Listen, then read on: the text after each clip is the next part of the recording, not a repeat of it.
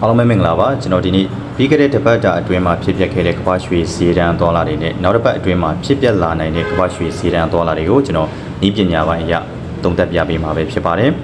ဆိုတော့ပြီးခဲ့တဲ့တစ်ပတ်တာအတွင်းမှာဆိုလို့ရှိရင်ကျွန်တော်ကမ္ဘာရွှေစီကတစ်ပတ်တာစီအဖွင့်ဈေးအနေနဲ့3889ဈေးတန်းမှာဈေးစပြီးတော့မှဖွင့်ခဲ့တဲ့တပတ်တာအပိတ်ဈေးအနေနဲ့4012ဈေးတန်းမှာဈေးပိတ်ခဲ့တာပဲဖြစ်ပါတယ်ဆိုတော့ပြီးခဲ့တဲ့တပတ်တာအတွင်းမှာလည်းကမ္ဘာရွှေဈေးက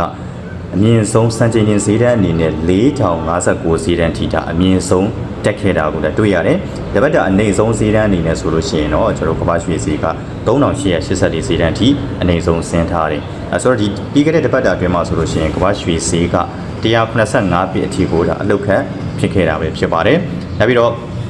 ဈေးပိတ်ခဲ့တဲ့အနေအထားမှာလည်းကျွန်တော်တို့ဒီမှာဘူးကန်နဲ့ဈေးပိတ်ခဲ့တဲ့ဈေးအတက်အားကောင်းကောင်းနဲ့ဈေးပြန်ပြီးတော့မှတပတ်တာဈေးပိတ်ခဲ့တာပဲဖြစ်ပါတယ်။ဆိုတော့ဒီကန်နယ်တုံးနေဆိုလို့ရှိရင်လည်းဒီမှာမိတ်ဆွေတို့မြင်တဲ့အတိုင်းပဲဈေးအတက်တုံးနေနဲ့ပဲပိတ်ခဲ့တဲ့အတွက်ကြောင့်မို့လို့ဒီကန်နယ်တုံးတွေကိုကြည်ချင်းအဖြစ်ကမ္ဘာရွှေဈေးကလည်းလာမဲ့တပတ်တာအတွင်းမှာလည်းဈေးအတက်အားကောင်းနိုင်သေးတယ်ဆိုတာကိုပြောလို့ရပါတယ်။ကျွန်တော် daily time frame ရပြန်ကြည့်မယ်ဆိုလို့ရှိရင်လည်းဒီမှာကမ္ဘာရွှေဈေးကဈေးအတက်တုံးနဲ့ပဲဈေးပိတ်ခဲ့တယ်။နောက်ပြီးတော့ကျွန်တော်ဒီစပိုဈေးတန်းဖြစ်တဲ့3940ဈေးတန်းအောက်ကိုဒါဖောက်ကျနိုင်ခြင်းမရှိတဲ့အတွက်ကြောင့်မို့လို့ကမ္ဘာရွှေဈေးကဈေးအထက်ဘက်ကိုပြန်ပြီးတော့မှအကောင်းနေတာပဲဖြစ်ပါတယ်ကျွန်တော်တို့ဒီ3940ဈေးတန်းကလည်း strong support ဈေးတန်းလို့ဒါပြောလို့ရပါတယ်တော်တော် strong ဖြစ်တဲ့အတွက်ကြောင့်မို့လို့ဒီဈေးတန်းအောက်ကိုဖောက်မကျနိုင်မင်းနဲ့ကမ္ဘာရွှေဈေးကအထက်ဘက်ကိုပြန်ပြီးတော့မှအကောင်းနေတာပဲဖြစ်ပါတယ်ဆိုတော့ကမ္ဘာရွှေဈေးကျဖို့ဆိုလို့ရှိရင်တော့ဒီ3940ဈေးတန်းအောက်ကိုကျိုးလာမှဖြစ်မယ်ဆိုတော့ဒီမှာလဲ3940ဈေးတန်းအောက်ကိုဈေးမဖောက်နိုင်သေးတဲ့အတွက်ကြောင့်မို့လို့ကမ္ဘာရွှေဈေးကဈေးတစ်ဖက်ကိုပြန်အားကောင်းသွားတယ်4000ဈေးတန်းအထက်မှာဈေးပိတ်ခဲ့တာဖြစ်တဲ့အတွက်ကြောင့်မို့လို့ကမ္ဘာရွှေဈေးကနောက်တစ်ပတ်အတွင်းမှာလဲအတက်ဖက်ကိုပြန်ပြီးတော့မှအားကောင်းနိုင်သေးတယ်ဘယ်လောက်ထိဈေးတက်နိုင်တယ်လဲဆိုလို့ရှိရင်ကျွန်တော်ဒီ4050ဈေးတန်းနေ4100ဈေးတန်းဝန်းကျင်နေအထိကိုဈေးအတက်ပြန်ပြီးတော့မှလာနိုင်ပါတယ်ကျွန်တော်တို့တေချာအောင်ပြောရမယ်ဆိုလို့ရှိရင်တော့ဒီကျွန်တော်4050ဈေးတန်းအထက်ကိုဒါဈေးဖောက်တက်ခဲ့ပြီးတော့မှပိတ်ခဲ့မယ်ဆိုလို့ရှိရင်ဒါ daily ကန်တဲ့အရာเนาะ daily ကန်တဲ့အရာကျွန်တော်4050ဈေးတန်းအထက်မှာဈေးပိတ်သွားခဲ့မယ်ဆိုလို့ရှိရင်တော့ကမ္ဘာရွှေဈေးတန်းက4100ဈေးတန်းနေ maybe 4100ဈေးတန်းအထက်ဒီမှာပြန်ပြီးတော့မှတွေ့မြင်ရနိုင်ပါတယ်